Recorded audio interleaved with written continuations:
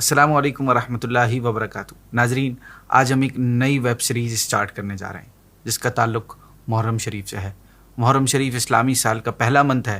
یہ بھی ایک عجیب اتفاق ہے کہ آخری مہینہ بھی قربانی کا یعنی ذوالحجۃ الحرام کا، جس میں سیدنا ابراہیم علیہ الصلاۃ والسلام کا اپنے بیٹے کو قربانی کے لیے پیش کرنا، پھر اس کی جگہ دمبا ذبح ہونا اور اس کی یاد میں ہر سال تمام مسلمان قربانی کرتے ہیں۔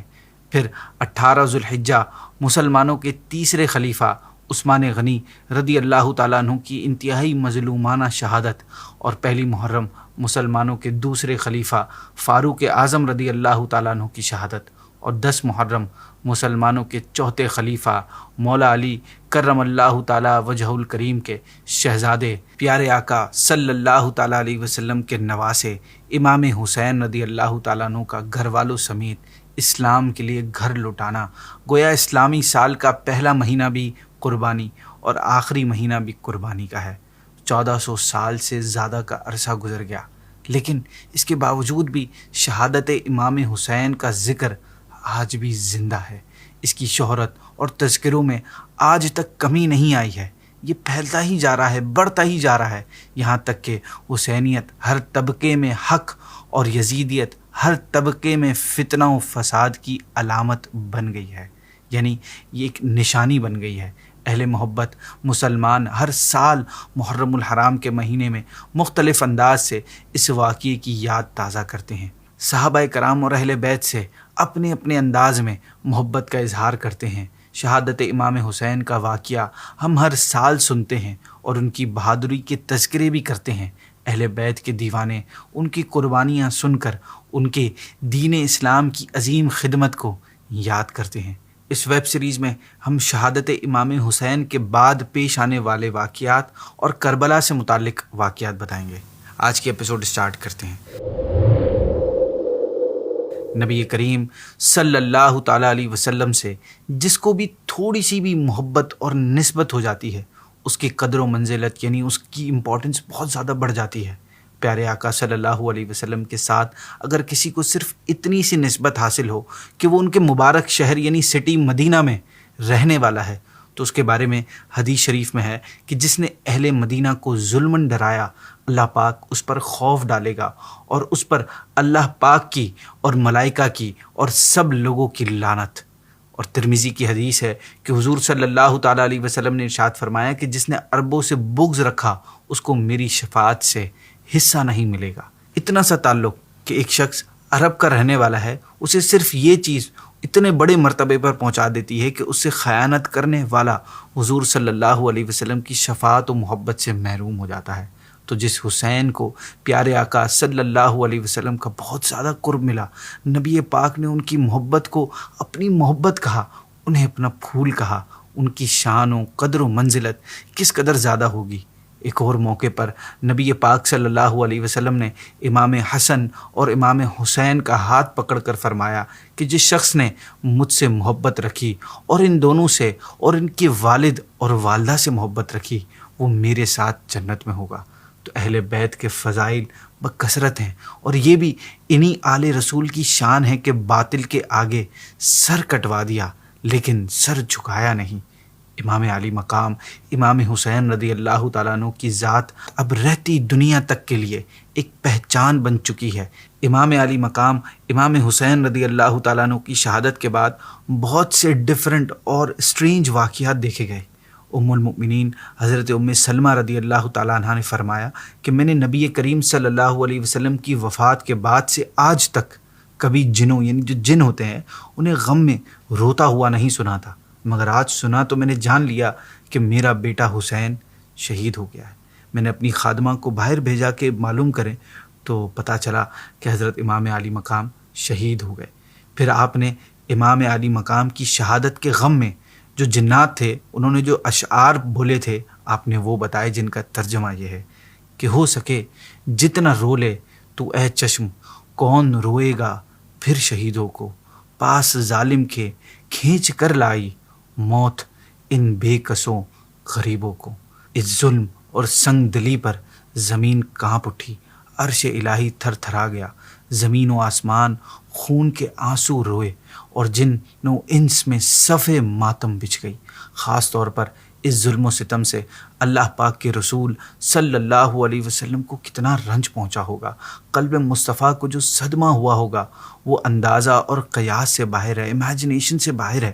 حضرت سیدنا ابن عباس رضی اللہ عنہ فرماتے ہیں کہ آپ فرماتے ہیں کہ ایک روز میں دوپہر کے وقت خواب میں نبی پاک صلی اللہ علیہ وسلم کی زیارت سے مشرف ہوا۔ میں نے دیکھا کہ آپ کے بال مبارک بکھرے ہوئے اور غبار آلود ہیں اور آپ کے ہاتھ میں ایک خون کی بھری ہوئی شیشی ہے۔ میں نے عرض کی میرے ماں باپ آپ پر قربان یا رسول اللہ صلی اللہ علیہ وسلم، یہ کیا ہے؟ آپ نے فرمایا یہ حسین اور ان کے ساتھیوں کا خون ہے، میں اسے آج صبح سے اٹھا رہا ہوں۔ حضرت ابن عباس رضی اللہ تعالیٰ عنہ فرماتے ہیں کہ میں نے اس تاریخ اور وقت کو یاد رکھا جب امام حسین کی شہادت کی خبر آئی تو معلوم ہوا کہ آپ اسی وقت اور اسی تاریخ کو شہید کیے گئے تھے۔ حضرت سلمہ جو کہ نبی پاک صلی اللہ علیہ وسلم کی آزاد کردہ غلام ابو رافع کی وائف اور حضرت ابراہیم ابن رسول صلی اللہ علیہ وسلم کی دائی ہیں، وہ کہتی ہیں کہ میں ام المؤمنین حضرت ام سلمہ رضی اللہ تعالیٰ عنہ کی خدمت میں حاضر ہوئی تو میں نے دیکھا کہ وہ رو رہی ہیں۔ میں نے کہا آپ کیوں رو رہی ہیں؟ انہوں نے فرمایا میں نے رسول اللہ صلی اللہ علیہ وسلم کو خواب میں دیکھا کہ آپ کے سر مبارک اور داڑھی مبارک پر گرد و غبار ہے۔ میں نے عرض کی یا رسول اللہ آپ کا یہ حال کیا ہے؟ آپ نے فرمایا میں ابھی حسین کی شہادت گاہ پر گیا تھا۔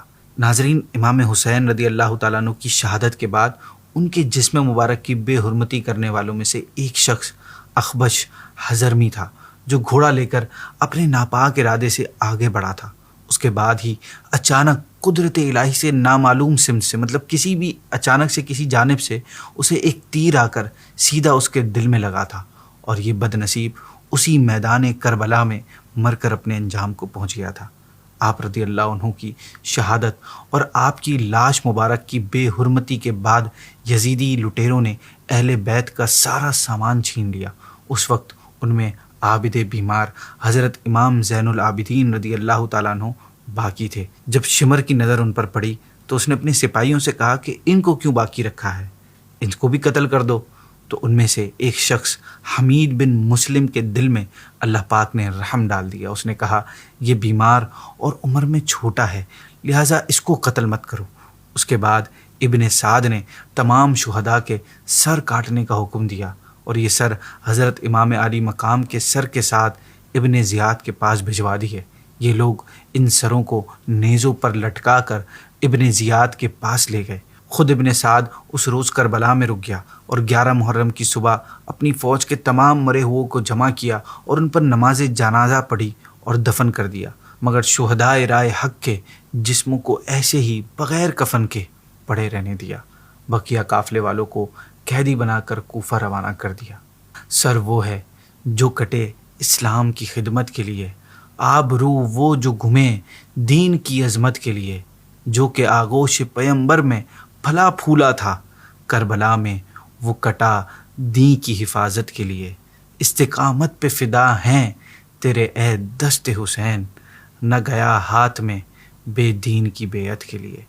جب عمر بن سعد کربلا سے چلا گیا تو قبیلہ بنی اسد کے لوگوں نے آ کر شہداء کی نماز جنازہ پڑھی اور حضرت امام حسین اور ان کے تمام ساتھیوں کے جسموں کو دفن کر دیا۔ ناظرین، امام علی مقام اور دیگر شہداء کے سر مبارک خولی بن یزید اور حمید بن مسلم کے ساتھ ابن زیاد کے پاس بھیجے گئے۔ جب وہ کوفہ آئے تو ابن زیاد کا مکان بند تھا، لہٰذا خولی امام علی مقام کا سر مبارک لے کر اپنے گھر آ گیا اور اس نے اپنی بیوی سے کہا کہ میں تیرے لیے وہ چیز لایا ہوں جو عمر بھر کے لیے تجھ کو غنی کر دے گی، یعنی مالدار کر دے گی۔ اس نے پوچھا کیا ہے؟ کہا حسین کا سر۔ وہ بولی برباد ہو جا تو، لوگ سونا چاندی لے کر آتے ہیں اور تو رسول خدا کے بیٹے کا سر لایا ہے۔ اس نے طیش میں آ کر کہا کہ خدا کی قسم میں تیرے ساتھ کبھی نہ رہوں گی۔ ناظرین، یہ خاتون بتاتی ہیں کہ میں نے رات بھر دیکھا کہ ایک بہت بڑا نور ہے جو آپ کے سر مبارک سے آسمان تک بلند ہو رہا ہے اور سفید یعنی وائٹ پرندے سر اقدس پر قربان ہو رہے ہیں۔ ناظرین، آج کے لیے اتنا ہی، اس سے آگے کے واقعات انشاءاللہ اگلی ایپیسوڈ میں سنیں گے۔